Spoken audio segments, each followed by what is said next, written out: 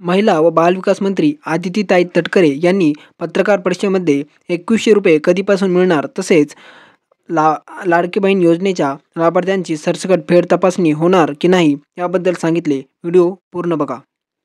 पण काही विचाराधीन आहे का? तुम्ही आता सांगितलं की 4 चाकी वाहन ज्यांच्याकडे आहे तो डेटा गोळा करण्याचं काम आता केलं जाणार आहे। मग ज्यांच्याकडे 4 चाकी वाहन असतात मग त्यांना त्यांच्या महिलांना त्यांच्या घरच्या महिलांना हे मुख्यमंत्री लाडकी बहीण योजना ही लागू होणार की नाही होणार त्याच्या संदर्भात काही विचाराधीन निर्णय आहे? साधारणपणे मी म्हटल्याप्रमाणे मूळ जीआरला आम्ही कुठेही हे करत नाही आहोत। त्या मूळ जीआरमध्ये असं आहे की ज्याचं दुचाकी वाहन आहे त्या पद्धतीनं त्यांना लाभ मिळेल। त्याच्यामुळे ज्या नियमानुसार तुमच्या जीआरनुसार जे लाभार्थी या क्रॉस व्हेरिफिकेशनमध्ये असणार आहेत त्या पद्धतीने ते कंटिन्युएशन असणार आहे। परंतु तुम्ही ₹2100 संपूर्ण 2100 मिळणार अशा पद्धतीचं निवडणुकीपूर्वी एक आश्वासन दिलेलं होतं। ते आश्वासन जनतेला हे सरकार कधीपर्यंत पूर्ण करणार आहे? तो 2100चा हप्ता मिळणार का महिला? त्या संदर्भातली भूमिका पण राज्याचे मुख्यमंत्री देवेंद्रजी फडणवीस साहेबांनी, उपमुख्यमंत्री शिंदे साहेबांनी आणि दादांनी सुद्धा स्पष्ट केलेली आहे की नवीन अर्थसंकल्प आपण शेवटी ज्या वेळेला रकमेची वाढ किंवा इतर बाबी म्हणत असतो त्या रँडमली वर्षाच्या कुठल्याही कालावधीमध्ये होत नसतात। आम्ही ही योजना ज्या वेळेला जाहीर केली त्यावेळेला सुद्धा ती बजेटमध्ये ती योजना आपण आणलेली होती आणि तिथून ती सुरू झालेली होती। त्याच्यामुळे नवीन अर्थसंकल्पीय अधिवेशन ज्या वेळेला येईल, ज्या वेळेला बजेट तयार केलं जाईल त्या संदर्भातला जो सकारात्मक निर्णय आहे तो त्यावेळेला निश्चितपणे घेण्यात येईल। परंतु आता 2.5 कोटी महिला या संपूर्ण योजनेचा लाभ घेतात आहेत। जे अनावश्यक पद्धतीने ज्या महिला या योजनेचा लाभ घेतात आहेत किंवा त्यांचं उत्पन्न अधिक आहे ते कमी दाखवतात याची सगळी स्क्रुटिनी अधिकारी कधीपर्यंत करतील आणि कधीपर्यंत जी 2.5 कोटी महिलांची संख्या आहे ती काही खाली होऊ शकते का? म्हणजे लाभार्थ्यांची पात्रतेची संख्या कमी होऊ शकते?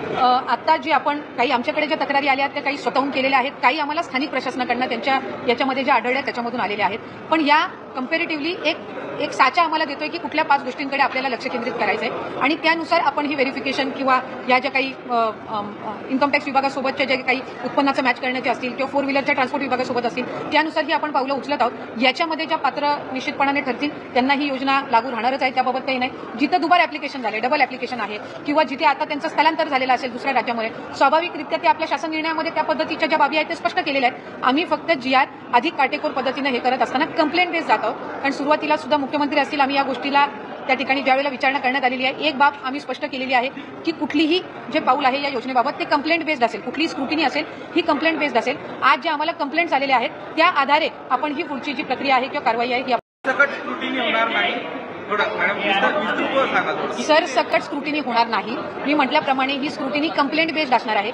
या संदर्भामध्ये आम्ही आधी सुद्धा स्पष्टता दिलेली आहे की आपण साधारणपणे अधिकाधिक गरजू महिलांना हा लाभ मिळण्याच्या दृष्टिकोनातून ही योजना आणलेली आहे। महिला आर्थिकरित्या सक्षम झाल्या पाहिजेत या दृष्टिकोनातून ही आणलेली आहे। त्याच्यामुळे ज्या काही आता ज्या बाबी आम्ही नमूद केल्या या कंप्लेंट बेस्ड आहेत। या संदर्भातल्या कंप्लेंट्स या आम्हाला वेगवेगळ्या जिल्ह्यामधून प्राप्त झालेल्या आहेत। माझ्याकडे आता सुद्धा पालघरमधून आलेली असेल, धुळ्यातून आलेली असेल, डबल ऍप्लिकेशनची वर्ध्यामधून आलेली असेल, काही स्थानिक आमच्या अधिकाऱ्यांकडून त्यांच्या निदर्शनास आलेल्या आहेत, काही स्वतःहून केलेल्या आहेत।